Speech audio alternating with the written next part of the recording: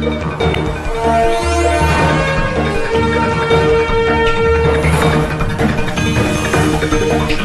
परिसरातील घडामोडी पाहण्यासाठी पाहत रहा आमची मुंबई न्यूज।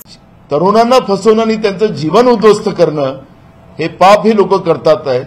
त्याचप्रमाणे भ्रष्टाचार आणि गुंडाइझम महाराष्ट्रामध्ये ज्या पातळीवर वाढलेला आहे त्याची यांना काळजी नाही। फक्त आम्ही यांची लोक फोडलीत असं एक आनंद सूर्य आनंद व्यक्त करणं एवढंच सरकारची आज भूमिका आपण पाहतोय।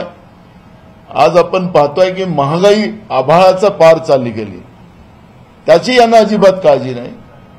सगळं अलबेल आहे, अशा पद्धतीने वागलं जात आहे। सामान्याच्या लोकांना आज त्याच्या घरात 2 टाइमचं खायला आहे की नाही त्याची काळजी करायचं कारण नाही। फक्त 150 रुपयाचं धान्य दर महिन्याला देऊन त्याच्या हातातलं काम हिसकून 80 कोटी लोकांना आम्ही धान्य पुरवतोय, एवढंच असुरी आनंद व्यक्त करण्याचं पाप हे लोक करताना आपण पाहतोय। आणि म्हणून सगळीकडे यांचा धिक्कार होते, निषेध होत आहे, जन आंदोलन होत आहे, आरक्षणाच्या नावाने जन आंदोलन होत आहे। आणि त्याच्यामध्ये उलट्या केसेस आंदोलन करण्यावर लावायच्या, नॉन बेलेबल ऑफेन्स करायचे। 4 दिवसाच्या पहिल्याची घटना जी पुण्यात झाली,